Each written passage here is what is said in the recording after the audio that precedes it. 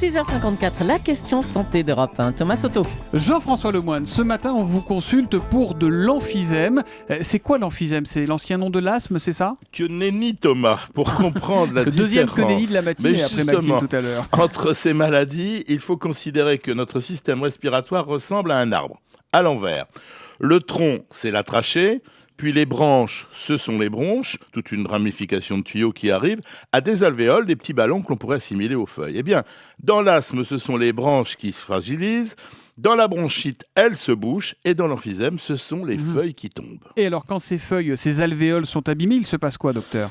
Les alvéoles s'abîment puis se rompent, ça rend la respiration bien évidemment difficile. Heureusement qu'elles ne sont pas toutes atteintes tout de suite. Je vais vous donner une autre image, je suis certain que vous allez beaucoup l'aimer Thomas. Si on prend les alvéoles des poumons d'un être humain et que l'on les étale sur le sol, ça représente la surface d'un cours de tennis. Ah carrément, mais c'est immense, ça fait quoi? Ça fait 20 mètres sur 10, non, un cours de tennis? Je sais pas, j'ai pas appris ça à la fac de médecine, mais je sais en revanche Pas sûr que du nous chiffre, honnêtement. nous avons bien besoin de cette surface d'échange pour permettre au sang de se nettoyer de son gaz carbonique et de se charger en oxygène. Comme beaucoup de maladies, ça commence discrètement, et si on ne fait rien, bien ça va s'aggraver et rendre le moindre effort impossible.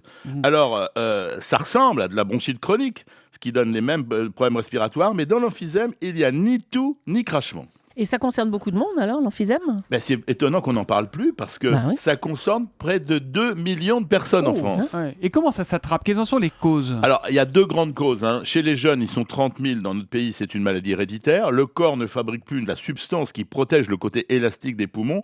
Pour les autres, ça survient plutôt à partir de 60 ans, chez des gens qui ont respiré trop de substances irritantes, au premier rang desquelles, vous ne serez pas surpris, Thomas, de trouver le tabac. Oui. D'où l'intérêt de dépister assez tôt un emphysème naissant pour au moins conseiller impérativement l'arrêt du tabac. Et comment on fait si on est fumeur? Vous leur faites peur là aux fumeurs, Jean-François?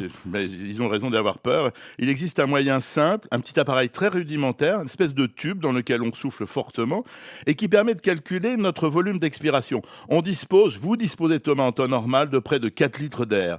À partir de 2 litres, on est essoufflé à l'effort. En dessous d'1 litre, voire un demi-litre, on commence à avoir de sérieux problèmes.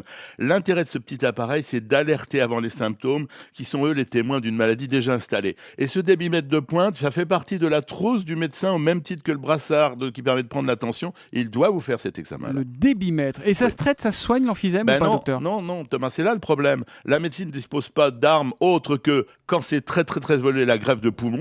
C'est quelque chose de dur, et un stade moins évolué de la rééducation par l'effort, plus précoce, avec des bons résultats.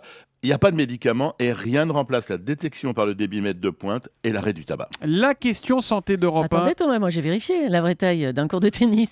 Vous disiez quoi, 25 mètres sur 10? C'est un petit peu moins, les dimensions exactes, c'est 23 mètres 77 sur 8 mètres 23. Je calcule, ça fait 220 mètres carrés, Julie.